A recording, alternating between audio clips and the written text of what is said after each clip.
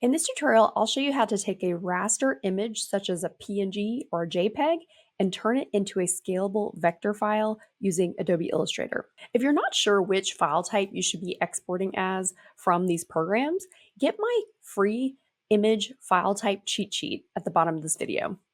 It breaks down different image types, print and web, and tells you exactly which file type you need for a certain kind of project. If you have confusion about which file type you should be creating for your project, download my free image file type cheat sheet at the bottom of this video. It walks through different file types that you might need for print and web projects and tells you exactly which file types to use in different scenarios. So we will be using this cute image of a dog today, and we are going to vectorize this image. It's currently a PNG file. So to get started, I'm going to drag this image into Adobe Illustrator and open it up. And if I zoom in, you can see it is pixelated. So this image cannot be scaled much larger than it currently is.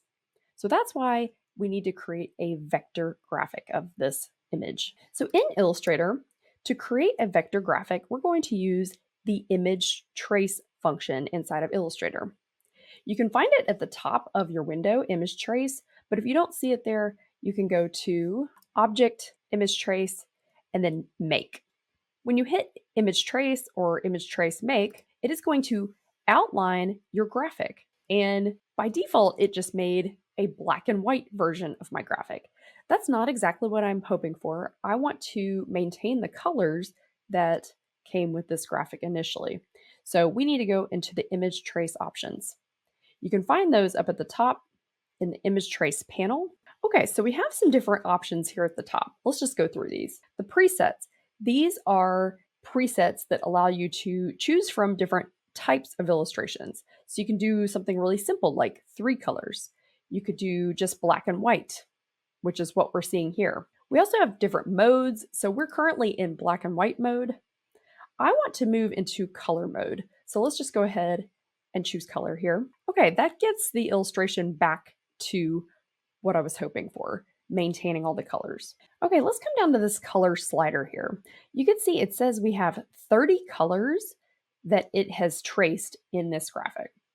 That's too many colors, in my opinion. We don't need 30 different variations of color. So I'm just gonna reduce this down maybe by half, maybe 15, and see if it changes our graphic a lot. I did see some changes here. Let's see, what did it change? So you can go back and forth on the slider. Okay, I see that the tongue changes color if I go too low. So I'm just gonna find the spot where that tongue still stays pink. Okay, I think that looks good. And let's just zoom in here and see what these lines actually look like.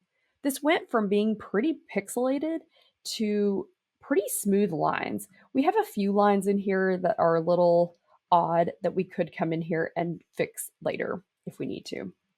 Okay, so if you're happy with the amount of colors here, next we need to expand this graphic because right now it's still just an image. It's pretty much just showing us a preview of what the image trace can do. So select the image and click expand at the top. So expand actually outlines all the shapes and makes it a true vector file. At this point, I want to maybe make a few modifications to this. First, I want to remove the background because right now, if I drag this out, you can see I have this white background. I want to just have the graphic standalone. So I'm going to use my direct selection tool. It's this white arrow on the top left in my toolbar.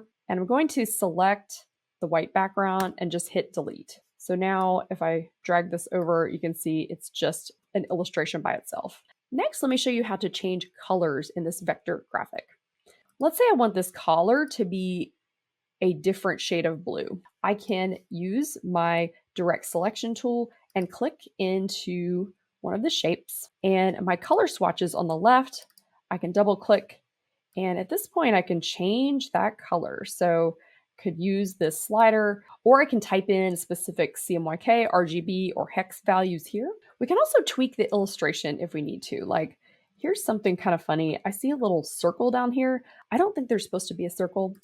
So I can just select it and delete the circle. And I can see it's actually in this shape as well. So I'm just gonna click in and delete that.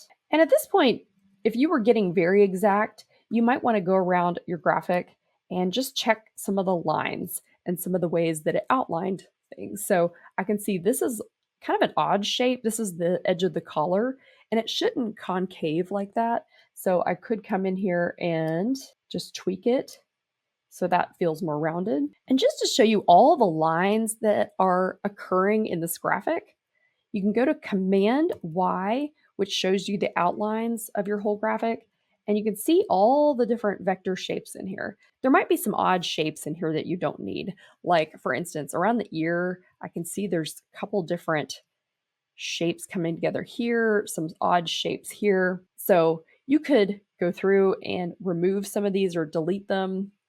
And you'd want to check by going back to Command Y and just make sure you aren't deleting anything important. But that is one way to clean up the design, is to check those outlines. Okay, I'm now ready to save this as a vector graphic. So we go up to File, Save As. There's a few different vector file types that you could use for this. You could use an AI file. That is a vector file type. That's just the basic Illustrator file type. But you can only open that in Adobe Illustrator. Some other file types that are vector are EPS. EPS is typically used for print projects. And SVG, this is a scalable vector graphic. This is a file type that can be used on the web. So I'll save this as an SVG, click Save, and click OK. So that's how you vectorize an image in Adobe Illustrator. If you like this tutorial, hit the thumbs up and leave a comment below, and subscribe to Cry Studio for more Illustrator and graphic design tutorials. Thanks so much. If you like this tutorial, hit the thumbs up and leave a comment below, and subscribe to Cry Studio for more Illustrator and graphic design tutorials. Thanks so much.